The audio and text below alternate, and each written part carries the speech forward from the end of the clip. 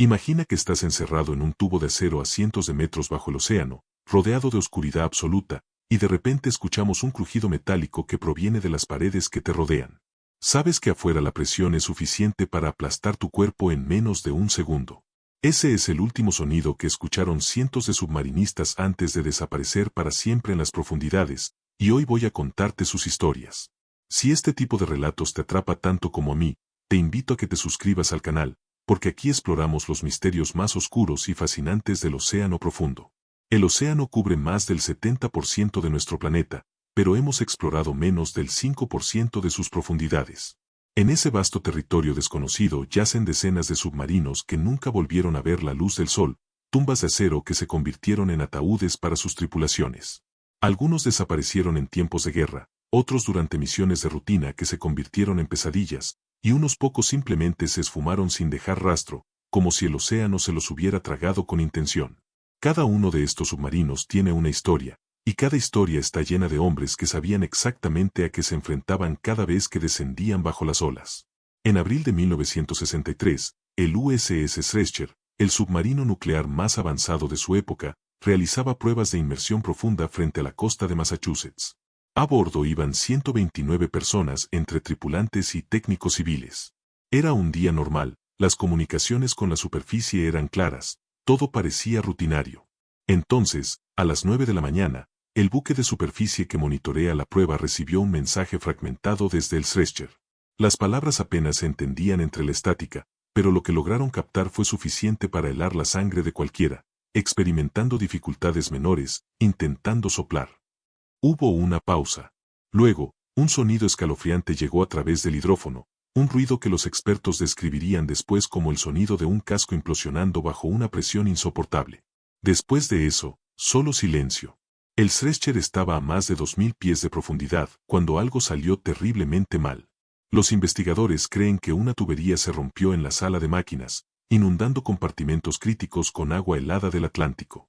La tripulación intentó realizar un soplado de emergencia, un procedimiento para expulsar agua de los tanques de lastre y ascender rápidamente a la superficie, pero el sistema falló. Quizás el agua marina congeló las válvulas, o tal vez la presión ya era demasiado grande. Lo que sí sabemos es que en cuestión de minutos, el submarino comenzó a hundirse más allá de su profundidad de colapso. Los hombres adentro sabían lo que estaba a punto de suceder. En esos últimos momentos de lucidez terrible, mientras el casco comenzaba a crujir y doblarse, cada uno de ellos tuvo que enfrentar la realidad de que no había escape posible. La implosión fue instantánea. Cuando la presión externa superó la capacidad estructural del casco, el Schrecher colapsó sobre sí mismo con una fuerza tan violenta que la temperatura en el interior se elevó a cientos de grados en una fracción de segundo. Los cuerpos de los 129 hombres fueron vaporizados o aplastados antes de que sus cerebros pudieran siquiera procesar lo que estaba ocurriendo. El submarino se fragmentó en miles de pedazos que llovieron sobre el fondo del océano, esparciéndose en un área de varios kilómetros cuadrados. Hoy en día, esos restos siguen ahí abajo, custodiados por la oscuridad eterna y visitados solo por criaturas abisales que jamás han visto la luz del sol. Pero el Schrecher no fue el único. 5 años después, en mayo de 1968, el USS Scorpion desapareció con 99 hombres a bordo mientras regresaba de una misión de rutina en el Mediterráneo. Las últimas comunicaciones del Scorpion no revelaron ningún problema. El submarino estaba navegando hacia su base en Norfolk, Virginia, y se esperaba que llegara el 27 de mayo. Pero nunca lo hizo. Durante días, la Marina de los Estados Unidos buscó frenéticamente cualquier señal del submarino, pero el océano no ofrecía respuestas. Fue como si el Scorpion simplemente hubiera decidido desaparecer. Meses después, la Marina finalmente localizó los restos del Scorpion a más de 10.000 pies de profundidad, a unos 400 kilómetros al suroeste de las Azores. Las imágenes submarinas mostraron que el casco se había partido en varias secciones, pero la causa exacta de la pérdida sigue siendo un misterio hasta el día de hoy. Algunas teorías sugieren que un torpedo defectuoso explotó dentro del submarino. Otras apuntan a un fallo catastrófico en el sistema de propulsión o incluso a un ataque enemigo no reconocido durante la Guerra Fría. Lo que sea que haya ocurrido, sucedió rápido. Los 99 hombres a bordo probablemente tuvieron apenas segundos para darse cuenta de que algo iba terriblemente mal antes de que el océano los reclamara para siempre. Si estas historias te están haciendo sentir algo, ya sea miedo, fascinación o respeto por estos hombres valientes, ese es exactamente el objetivo. Asegúrate de suscribirte porque estas no son solo historias del pasado, hay submarinos que han desaparecido en años recientes, y las investigaciones siguen revelando detalles escalofriantes. Pero lo que estaba a punto de ocurrir cambiaría todo para siempre en la comprensión del peligro real que enfrentan los submarinos modernos. En abril de 2018, el submarino argentino Ara San Juan desapareció con 44 tripulantes a bordo, incluyendo la primera mujer submarinista de Argentina. El San Juan era un submarino diésel eléctrico que había estado en servicio durante más de 30 años. Estaba regresando a su base en Mar del Plata después de una patrulla de rutina cuando reportó un cortocircuito en el sistema de baterías. La tripulación informó que habían contenido el problema y que continuarán su viaje. Esa fue la última vez que alguien escuchó del San Juan. Durante días, el mundo observó mientras Argentina y naciones aliadas lanzan una de las operaciones de búsqueda y rescate más extensas de la historia moderna. Barcos y aviones de varios países peinaron millones de kilómetros cuadrados de océano.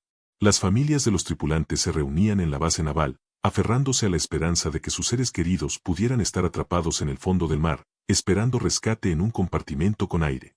Pero los expertos sabían la verdad. Si el San Juan estaba en aguas profundas y había perdido energía, las probabilidades de supervivencia eran prácticamente nulas. Los submarinos diésel eléctricos no están diseñados para soportar las presiones extremas de las grandes profundidades como lo hacen los submarinos nucleares modernos. Pasó más de un año antes de que finalmente encontraran el San Juan. Estaba a casi 3.000 pies de profundidad, su casco completamente aplastado por la presión. Las imágenes mostraron que el submarino había implosionado, lo que significaba que la muerte de los 44 tripulantes había sido instantánea. Los investigadores determinaron que el cortocircuito inicial había causado una serie de eventos catastróficos. El agua de mar había entrado al sistema de baterías, provocando un incendio que generó gases tóxicos. La tripulación probablemente intentó realizar una emersión de emergencia, pero el fuego y el humo lo superaron. El submarino se hundió más allá de su profundidad de colapso y el océano hizo el resto. Lo que hace que la pérdida del San Juan sea particularmente desgarradora es que sabemos que esos hombres y esa mujer lucharon hasta el final. Los datos recuperados sugieren que intentaron todos los procedimientos de emergencia, que siguieron su entrenamiento al pie de la letra, pero a veces el entrenamiento no es suficiente. A veces, el mar simplemente gana. Las familias de los tripulantes del San Juan todavía se reúnen cada año en la fecha de la desaparición, mirando hacia el océano que se llevó a sus seres queridos, sabiendo que nunca podrán traerlos de vuelta, que sus cuerpos permanecerán para siempre en ese ataúd de acero en el fondo del Atlántico Sur. Pero de todas las historias de submarinos perdidos, quizás ninguna es tan inquietante como la del submarino soviético K-129. En marzo de 1968, el K-129, un submarino de misiles balísticos diésel eléctrico, desapareció en el Pacífico Norte con 98 tripulantes a bordo. La Unión Soviética lanzó una búsqueda masiva, pero nunca encontró el submarino. Lo que los soviéticos no sabían era que la Marina de los Estados Unidos había estado rastreando al K-129 y conocía su ubicación aproximada. El submarino yacía a más de 16.000 pies de profundidad, más de 3 millas bajo la superficie del océano. Lo que sucedió después es una de las operaciones de espionaje más audaces y extrañas de la Guerra Fría. La CIA, con la ayuda del multimillonario Howard Hughes, diseñó y construyó un barco de recuperación especializado llamado Glomar Explorer. Oficialmente, el barco estaba diseñado para extraer nódulos de manganeso del fondo del océano, pero su verdadero propósito era recuperar el K-129. En 1974, el Glomar Explorer navegó hasta la ubicación del submarino hundido y utilizó una garra mecánica gigante para intentar levantarlo desde el fondo del océano. La operación, conocida como Proyecto Azorian, fue parcialmente exitosa. Lograron recuperar una sección del submarino, pero durante el ascenso, la garra se rompió y la mayor parte del K-129 volvió a caer al fondo del océano. Lo que encontraron en la sección recuperada fue suficiente para perseguir los sueños de cualquiera. Dentro del compartimento destrozado encontraron los restos de 6 marineros soviéticos. La CIA, en un gesto sorprendente de respeto, realizó un funeral militar completo para estos hombres, grabándolo en video. Décadas después del colapso de la Unión Soviética, los Estados Unidos entregaron la grabación a Rusia. Las familias de esos 6 marineros finalmente pudieron ver que sus seres queridos habían recibido un entierro digno, aunque hubiera sido a manos de sus enemigos durante la Guerra Fría. Pero aquí está la pregunta que nadie ha podido responder completamente. ¿Qué causó que el K-129 se hundiera en primer lugar? Las teorías abundan. Algunos creen que hubo una colisión con un submarino estadounidense que estaba siguiendo al K-129. Otros sugieren que un mal funcionamiento en uno de los misiles nucleares causó una explosión interna. Hay incluso teorías de que la tripulación intentó un motín o que hubo un error humano catastrófico durante un procedimiento de rutina. Lo que sí sabemos, basándonos en el análisis de los restos recuperados, es que algo provocó que el submarino se hundiera rápidamente, probablemente mientras estaba en la superficie o cerca de ella, y que la tripulación no tuvo oportunidad de escapar. Imagina ser uno de esos 98 hombres. Estás a miles de kilómetros de casa, navegando en las profundidades oscuras del Pacífico, cuando de repente algo sale mal. Tal vez es una explosión, tal vez es una inundación repentina. Los sistemas de alarma comienzan a sonar, las luces de emergencia se encienden, y en cuestión de segundos te das cuenta de que el submarino se está hundiendo y no hay nada que puedas hacer para detenerlo. El agua helada comienza a entrar, la presión aumenta, y sabes que en minutos, quizás segundos, todo habrá terminado. Algunos de esos hombres probablemente murieron instantáneamente en la explosión o implosión inicial. Otros podrían haber sobrevivido el tiempo suficiente para ahogarse en la oscuridad, atrapados en compartimentos inundados, conscientes hasta el final de lo que les estaba sucediendo. Estas historias no son solo sobre tragedia, son sobre el precio que los seres humanos están dispuestos a pagar para explorar lo desconocido, para defender a sus naciones, para empujar los límites de lo que es posible. Cada hombre que sirve en un submarino sabe los riesgos. Saben que están entrando en un ambiente que es fundamentalmente hostil a la vida humana, donde un solo error, un solo fallo mecánico, puede resultar en la muerte de toda la tripulación. Y aún así, lo hacen. Lo hacen por deber, por honor, por sus familias y sus países. Hay algo profundamente humano en estas historias, algo que nos conecta a todos sin importar de qué país vengamos. Cuando un submarino se pierde, no importa si es estadounidense, ruso, argentino o de cualquier otra nación. Lo que importa es que hay familias que nunca volverán a ver a sus seres queridos, que hay hombres y mujeres cuyas vidas fueron cortadas demasiado pronto, cuyas historias terminaron en la oscuridad del océano profundo. El océano no hace distinciones. No le importa tu nacionalidad, tu rango, tu experiencia. Cuando algo sale mal a cientos o miles de pies bajo la superficie, todos son iguales. Todos enfrentan el mismo destino inevitable.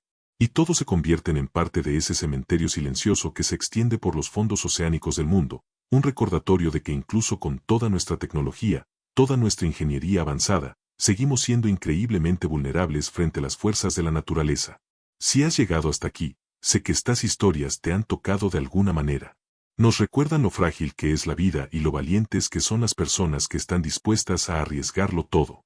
Si quieres seguir explorando estos misterios del océano profundo conmigo, te pido que te suscribas al canal, porque hay muchas más historias que contar, muchos más submarinos que nunca regresaron y muchas más lecciones que aprender de aquellos que se atrevieron a descender a las profundidades. Estos hombres y mujeres merecen ser recordados, y sus historias merecen ser contadas. El océano guarda secretos que preferirías no conocer, y uno de los más perturbadores involucra al submarino francés Minerve, que desapareció en enero de 1968 con 52 hombres a bordo. El Minerve estaba realizando ejercicios de entrenamiento en el Mediterráneo, cerca de la costa de Tolón, cuando envió su último mensaje de radio. Era un día claro, el mar estaba relativamente calmado, y la tripulación estaba completamente experimentada. El mensaje final fue simple y rutinario, regresando a la base. Después de eso, el Minerve simplemente dejó de existir en el mundo de los vivos. Durante más de 50 años, el submarino permaneció perdido. Las familias de los 52 tripulantes vivieron durante décadas sin respuestas, sin un lugar donde llevar flores, sin un cuerpo que enterrar. Solo tenían el mar y sus preguntas interminables. ¿Murieron rápidamente? ¿Sufrieron? ¿Pensaron en sus familias en esos últimos momentos? Estas preguntas atormentaron a madres, esposas, hijos y hermanos durante medio siglo. La Marina francesa buscó el Minerve durante meses después de su desaparición, pero la tecnología de la época no era suficiente. El submarino había desaparecido en algún lugar del vasto Mediterráneo, y sin pistas concretas, la búsqueda finalmente se abandonó. No fue hasta julio de 2019 que finalmente encontraron el Minerve, gracias a tecnología de sonar avanzada y vehículos operados remotamente. El submarino yacía a más de 7.000 pies de profundidad, partido en 3 secciones principales. Las imágenes del fondo marino mostraron algo inquietante, el Minerve no había implosionado como otros submarinos perdidos. En cambio, parecía haber sufrido una falla catastrófica en la popa que causó una inundación masiva y rápida. Los expertos creen que el timón o el sistema de control de profundidad falló, haciendo que el submarino se sumergiera en un ángulo pronunciado, superando rápidamente su profundidad máxima de operación. La tripulación del Minerve probablemente tuvo tiempo para darse cuenta de lo que estaba sucediendo. Pudieron sentir el submarino inclinándose hacia abajo en un ángulo cada vez más pronunciado, escuchar las alarmas sonando, ver las lecturas de profundidad aumentando más allá de los límites seguros. Intentaron los procedimientos de emergencia, trataron de soplar los tanques de lastre, de recuperar el control, pero el submarino seguía descendiendo, más y más profundo, hasta que la presión comenzó a deformar el casco. En algún momento durante ese descenso terrible, el agua comenzó a entrar. Al principio sería solo un chorro, luego un torrente, y finalmente una pared de agua helada que llenó compartimento tras compartimento. Los hombres que no se ahogaron murieron cuando el casco finalmente cedió bajo la presión, aplastándolos instantáneamente. Cuando finalmente encontraron el Minerve 51 años después, las familias experimentaron una mezcla extraña de alivio y dolor renovado. Finalmente tenían respuestas, pero esas respuestas confirmaban lo que habían temido durante décadas. Sus seres queridos habían muerto de una forma horrible, atrapados en un tubo de metal hundiéndose en la oscuridad, completamente conscientes de su destino inminente.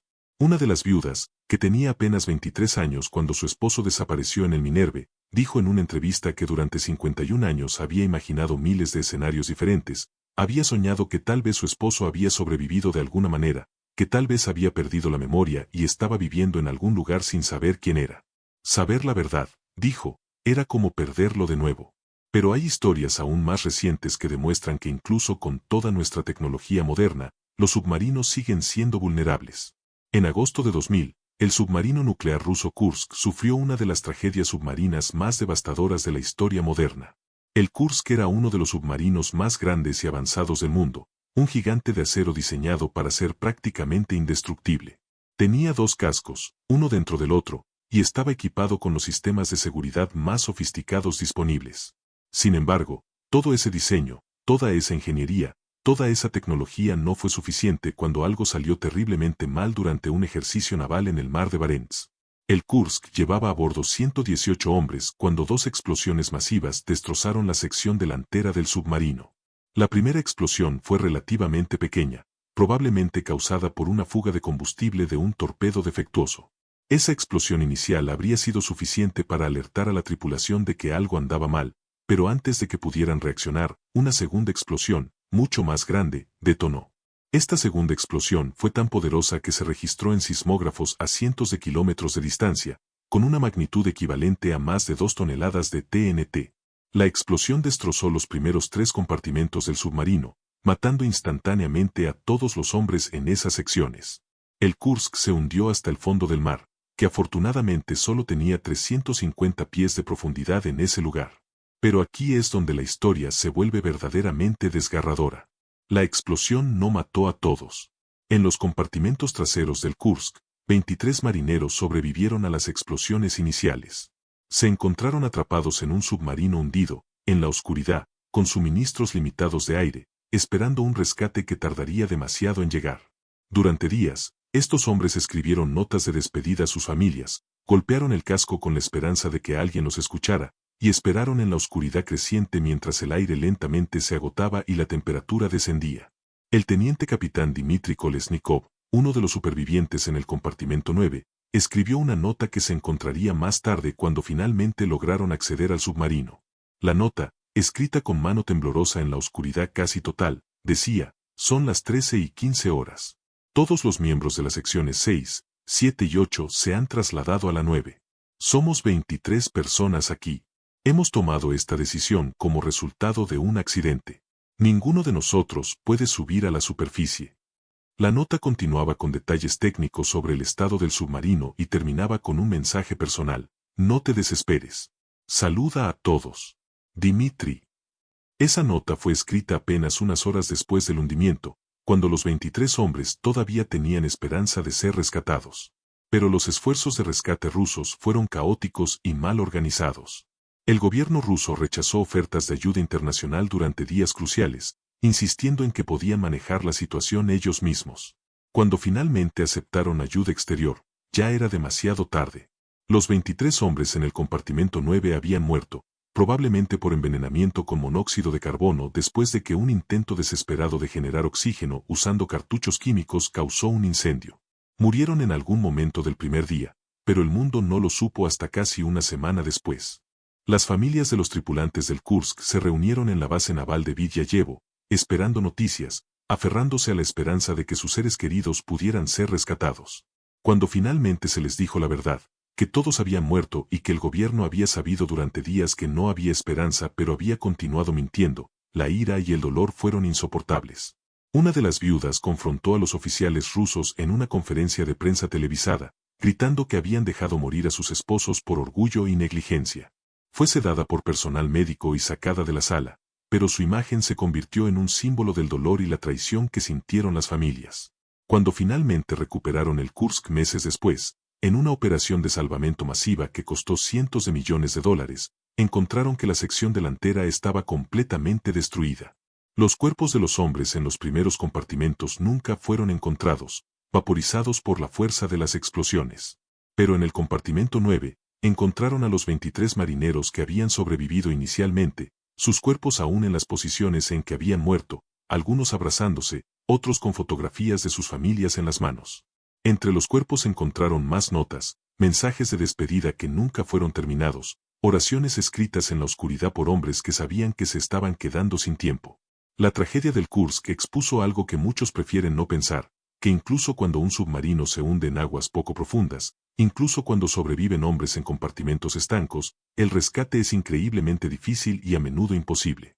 Los submarinos modernos son tan complejos, sus sistemas de escape tan especializados, que requieren condiciones casi perfectas para que un rescate tenga éxito. Y en el caos de un desastre real, con el tiempo corriendo y los hombres muriendo lentamente en la oscuridad, esas condiciones perfectas casi nunca existen.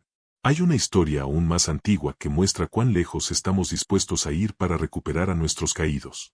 En mayo de 1939, el submarino estadounidense USS Squalus se hundió durante una inmersión de prueba frente a la costa de New Hampshire. A diferencia de muchas otras tragedias submarinas, esta historia tiene un elemento de esperanza mezclado con el horror. El Squalus se hundió en aguas relativamente poco profundas, solo 240 pies, y el compartimento delantero permaneció seco con 33 hombres vivos adentro. 26 hombres en la parte trasera del submarino murieron casi instantáneamente cuando el compartimento se inundó. Los 33 supervivientes en el compartimento delantero se encontraron en una situación desesperada pero no completamente sin esperanza. Tenían aire para varios días si lo relacionaban cuidadosamente, pero la temperatura en el compartimento estaba apenas por encima del punto de congelación debido al agua helada del Atlántico Norte que rodeaba el casco.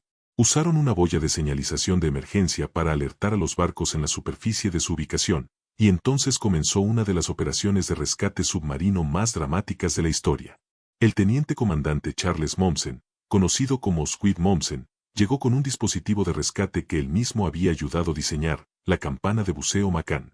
Esta campaña podría descender hasta un submarino hundido, sellarse contra su escotilla de escape, y permitir que los hombres atrapados subieran a la campana antes de ser llevados a la superficie. Pero nunca se había usado en un rescate real. Todo era teórico hasta ese momento.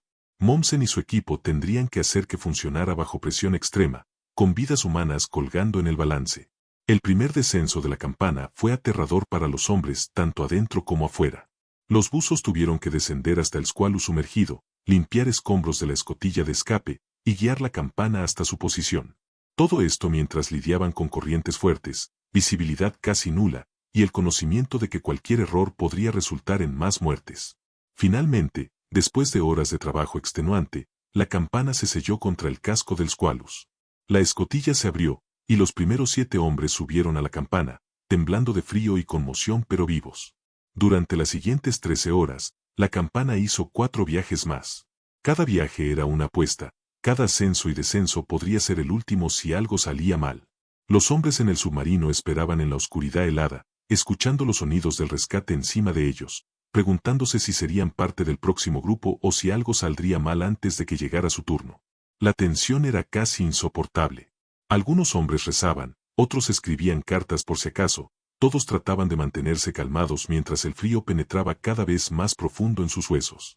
En el último viaje, cuando los últimos 8 hombres finalmente subieron a la campana y comenzaron el ascenso hacia la superficie, hacia el aire fresco y la luz del sol, la emoción fue abrumadora. 33 hombres habían sido rescatados de las profundidades, una hazaña que muchos habían creído imposible. Pero la celebración fue agridulce. 26 de sus compañeros habían muerto en los compartimentos traseros inundados, y sus cuerpos permanecieron en el Squalus durante meses hasta que finalmente pudieron recuperar el submarino. El rescate de Squalus es significativo porque representa una de las pocas veces en la historia que un rescate submarino realmente funcionó, donde los hombres atrapados en un submarino hundido fueron salvados antes de que el aire se agotara o el frío los matara. Pero también sirve como un recordatorio de cuán excepcional fue esa situación. El Squalus estaba en aguas poco profundas, la Marina respondió rápidamente, tenían el equipo correcto disponible, el clima cooperó, y aún así fue increíblemente difícil y tomó horas que se sintieron como eternas. Compara eso con el destino del submarino indonesio KRI Nanggala 402, que se hundió en abril de 2021 con 53 personas a bordo. El Mangala estaba realizando ejercicios de entrenamiento de torpedos cerca de Bali cuando perdió contacto con la superficie. Las autoridades indonesias lanzaron una búsqueda masiva, con ayuda de Australia, Singapur, India y Estados Unidos. Durante 3 días, hubo esperanza de que la tripulación pudiera estar viva en el fondo del mar, esperando rescate. El submarino tenía suficiente oxígeno para 72 horas si la tripulación estaba en el fondo y seguía los procedimientos adecuados. Pero cuando finalmente localizaron el Mangala, las peores sospechas se confirmaron. El submarino se había hundido a más de 2.700 pies de profundidad, mucho más allá de su profundidad de colapso de 650 pies. El casco se había roto en al menos 3 piezas grandes. La tripulación había muerto instantáneamente cuando el submarino se deslizó más allá de su profundidad máxima y el océano aplastó el casco como si fuera una lata de refresco. Las imágenes del fondo marino mostraron partes del submarino esparcidas en un área amplia, junto con objetos personales de la tripulación, botellas de rezo, uniformes, partes del periscopio. Lo que hace que la pérdida del Mangala sea particularmente conmovedora es que sabemos exactamente qué salió mal. Los investigadores determinaron que el submarino había experimentado un blackout o pérdida de energía durante la inmersión, lo que causó que perdiera control y comenzara a hundirse sin capacidad de soplar sus tanques de lastre. La tripulación probablemente intentó desesperadamente restaurar la energía, pero el submarino se estaba hundiendo demasiado rápido. En cuestión de minutos, descendió más de 2.000 pies más allá de su límite de diseño.